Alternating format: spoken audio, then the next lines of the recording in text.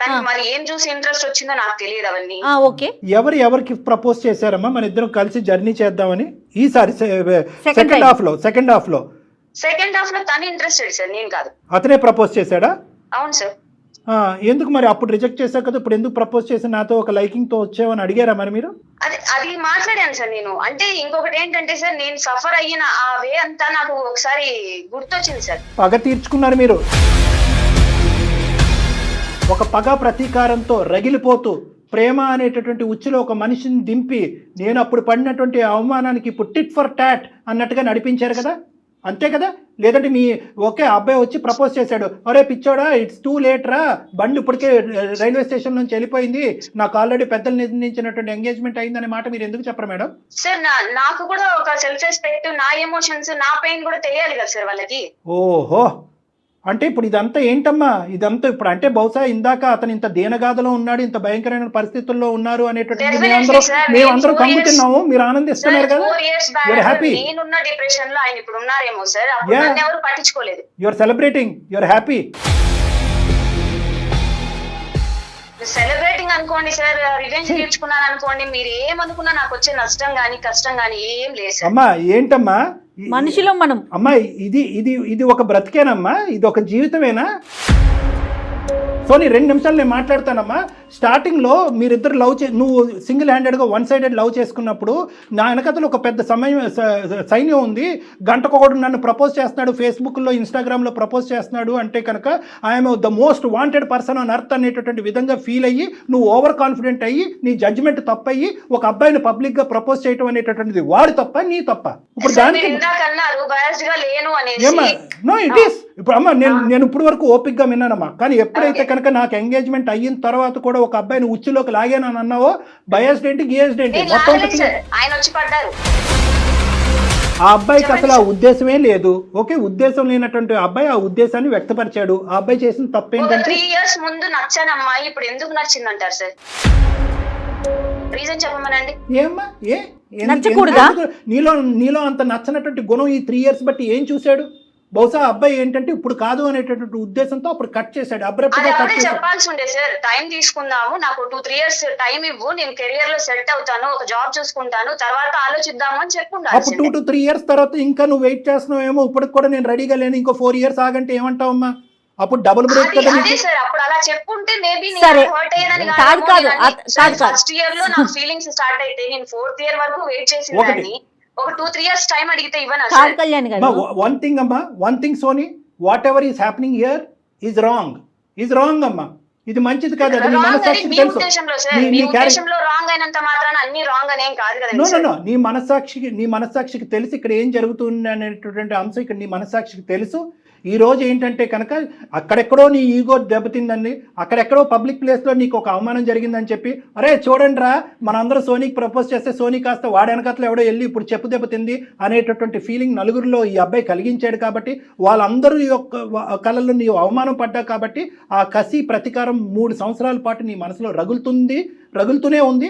ఆఖరికి ఈ అబ్బాయి దొరికాడు నీకు. వీడు బహుశా ఏంటంటే అక్కడ విత్డ్రా అయ్యి ఉంటే కనుక చాలా బాగుండేది. పిచ్చోడు వచ్చి నీకు ప్రపోజ్ చేశాడు, ప్రపోజ్ చేయడంతో నువ్వు కక్ష సాధింపు చేసావు. 1 year లవ్ చేసావా, కక్ష సాధింపు చేసావా? ఇది ఒక్కటి చెప్పమ్మా మాకు. సార్ నేను ఇప్పుడు దాకా చెప్పిన విషయాల్లో దేన్ని మీరు యాక్సెప్ట్ చేశారు? నేను ఇది చెప్తే యాక్సెప్ట్ చేస్తారు అనుకోవడానికి.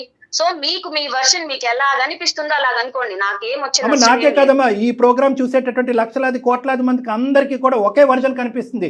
కక్ష సాధింపు, మానవత్వం లేనటువంటి గుణం లేదు నీలో, నీలో మమకారం లేదు. లక్ష వ్యవహారాలు జరుగుతున్నాయి సార్, అమ్మాయిలు ఎంత సఫర్ అవుతున్నారో అందరినీ మీరు అక్కడ తీసుకొచ్చి మరి న్యాయం చేయండి సార్. అమ్మ చేస్తామమ్మా, మేము ఎవరికి న్యాయం చేయాలో చేస్తాం తల్లి.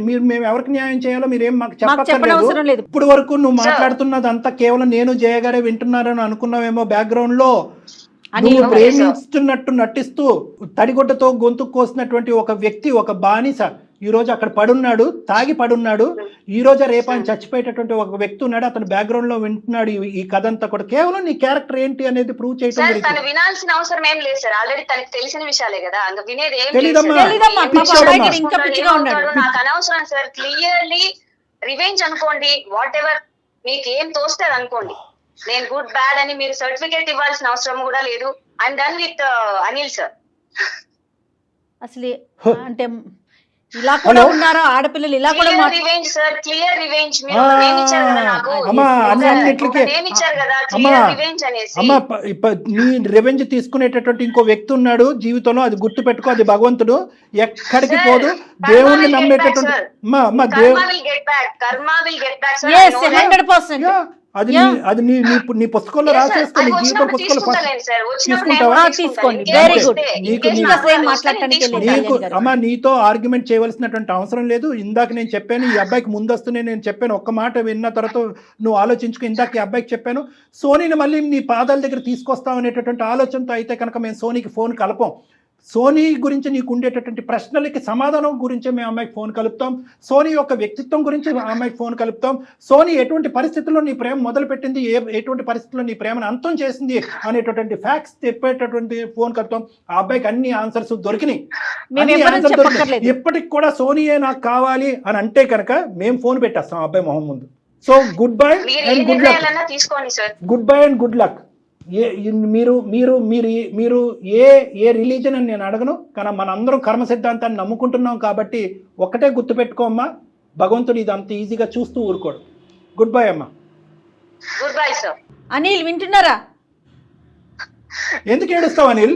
అసలు ఎందుకు ఏడుస్తావయ్యా? ఒక చెల్లి తల్లి వాళ్ళయ్యా నీ అసలు సిసలైనటువంటి ప్రేమ.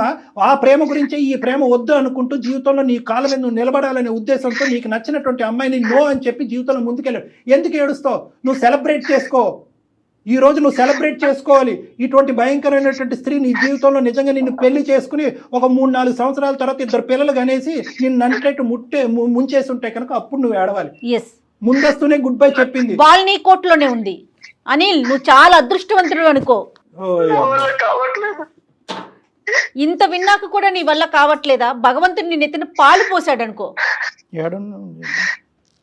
కాసేపు 1 గంట సేపు ఏడ్చేయి, నీ బాధను మొత్తం తీసే. కానీ ఏం మాట్లాడిందో దాన్ని మాత్రమే గుర్తుంచుకోను ఒక్కసారి.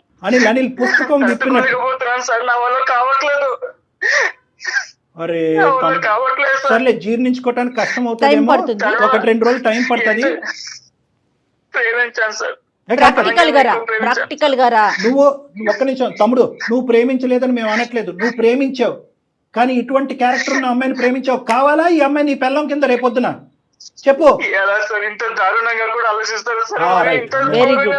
దారుణం అనే పదం వాడు. Thank you. ఏడుస్తే ఎంతన్నీ ఏడు, కానీ ఆ అమ్మాయి యొక్క వ్యక్తిత్వాన్ని పూర్తి స్థాయిలో జీర్ణించుకో.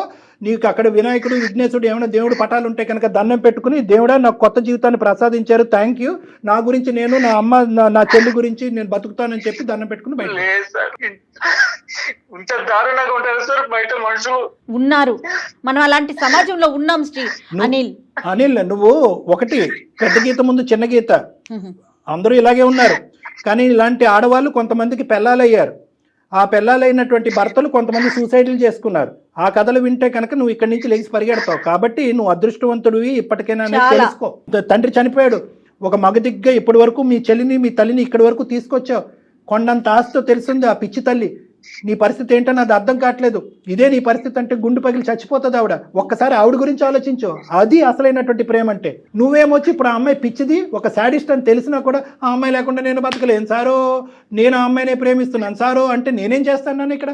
ఎందుకు మనం ఈ కాలు కలిపింది ఎందుకు?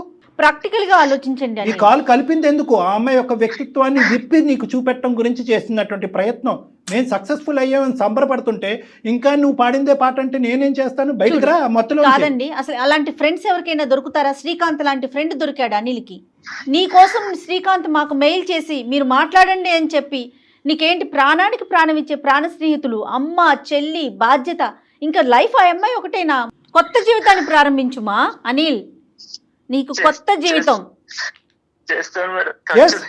నువ్వు రా నా దగ్గరికి. నా లైఫ్ లో ఏం వద్దు మేడం, నాకు మా అమ్మ నా చెల్లి తప్ప. Very good. నువ్వేం వద్దు అంటే కనుక వద్దు అనే లిస్ట్ లో మందు కూడా ఉండాలి. ఓకే, దానికి కూడా గుడ్ బై చెప్పు. ఆ బాటిల్ పక్కన పెట్టుకుని నాకేమో ఏమొద్దు ఇది మాత్రం కావాలి అని అంటున్నావు. అది కాదు, దాన్ని కూడా పక్కన పెట్టు. అన్ని మానేస్తాను sir. Very good, very good. చూసుకుంటాను, నా కెరీర్ మీద ఫోకస్ చేస్తాను. ఇంకా నాకు ఇలాంటి టైం వేస్ట్ అసలు వద్దు సార్. ఇన్ని రోజులు నా కెరీర్ మీద నేను ఎందుకు ఫోకస్. నువ్వు ఇప్పుడు అసలైన హీరో, నువ్వు ఇప్పుడు అసలైన హీరో. Keep it up. ఒకసారి శ్రీకాంత్ ఫోన్. శ్రీకాంత్ సార్ అన్ని వింటూనే ఉన్నావు కదా, అమ్మాయి యొక్క అసలు సిసలైనటువంటి రంగు ఏంటి అనేది నీకు అర్థమైందిగా. సార్ వింటున్నా సార్. సో ఆ అమ్మాయి చేయవలసింది చేసింది, తన కక్ష సాధింపు చేసింది, చల్లారింది, ఎటువంటి మార్పు రాలేదు. కానీ ఎవరు తవ్వుకున్న గొంతులో వాళ్ళు పడతారు. సరే, అది ఆ అమ్మాయి కర్మ, చేసుకునేవాడి బాధ, అది పక్కన పడదాం మనం. ఇప్పటి వరకు అయితే కనుక ఈ అబ్బాయి మనసులోంచి, ఆలోచనలోంచి ఆ అమ్మాయిని అయితే కనుక నిర్మూలించావు. తాత్కాలికంగా నిర్మూలించావా, దీర్ఘకాలికంగా నిర్మూలించావా అనేది కాలం నిర్ణయిస్తుంది. కాబట్టి ఇప్పటి వరకు ఒక మెట్టెక్కాము. ఆ అబ్బాయి నా పర్సనల్ లైఫ్లో మీరెవరు అనేటటువంటి అబ్బాయి ఈ రోజు మేము చెప్పినటువంటి మాట విని ఆ అమ్మాయిని తుడిచేస్తాను, కడిగేస్తానని అన్నాడు. కాబట్టి 60 to 70% మేము గెలిచినట్టే. కానీ ఇక్కడతో కథ అంతం అవదు. నువ్వు మళ్ళీ రేపొద్దున కానీ ఇంకొక వారం రోజుల్లో ఎప్పుడైనా కూడా నా దగ్గరికి ఈ అబ్బాయిని తీసుకురా. ఆ తాగుడి నుంచి ఈ అబ్బాయిని విముక్తి పొందిద్దాం. వాళ్ళ తల్లి గారికి కూడా మనం చెప్పాల్సినటువంటి అవసరం ఉంది. ఎందుకంటే ఈ అబ్బాయి బయటకు రావడానికి కొంత టైం పడుతుంది. ఈ బరువు బాధ్యత అనేది స్నేహితులుగా మీరు ఒక్కలే తీసుకోలేరు. వాళ్ళ మదర్ యొక్క పాత్ర కూడా ఇక్కడ ఉంటుంది. ఆవిడని కూడా నా దగ్గరికి తీసుకురండి, ఇతనికి నా కౌన్సిలింగ్ తీసుకురండి. పూర్తి స్థాయిలో ఇతను కడిగి మీ చేతిలో పెడతాం. ఓకే సార్, తప్పకుండా తీసుకొస్తాం sir. Thank you so much sir. Thank you Srikanth, thank you. Thank you madam, thank you so much. Right. అనిల్ని జాగ్రత్తగా చూసుకోండి అండి. డాక్టర్ గారు చెప్పినట్టు ఒకసారి తీసుకురండి. Okay, okay madam. ఒకసారి నాకు మనది కాల్ అయిపోయినాక కాల్ చేయండి. నేను అడ్రస్, లొకేషన్ అది మీకు షేర్ చేస్తాను. Right. Okay madam, okay okay Srikanth. Anil, all the best. అమ్మాయిలు, ఆడపిల్లలు ఎలా మాట్లాడుతున్నారంటే కళ్యాణ్ గారు, నేను జీర్ణించుకోలేకపోతున్నా. నోటి మాట రాలా నాకు. అమ్మాయి మాట్లాడుతుంటే తను అడిగే మాటలకి సమాధానం కూడా ఏం చెప్పాలో అర్థం కాని సిచ్యువేషన్లో ఉంది. ఎనీహౌ, అనిల్కి అయితే మాత్రం సేఫ్ జోన్లోకి వెళ్ళాడని నాకైతే అనిపించింది. Let's hope for the best madam. మంచి కుర్రాడు, భవిష్యత్తు ఉన్న కుర్రాడు. మీరు అన్నట్లుగా కౌన్సిలింగ్లోకి కూర్చోవాల్సిన అవసరం పడుతుందేమో చూద్దాం. రైట్ అండి, నమస్తే. Thank you Jagan.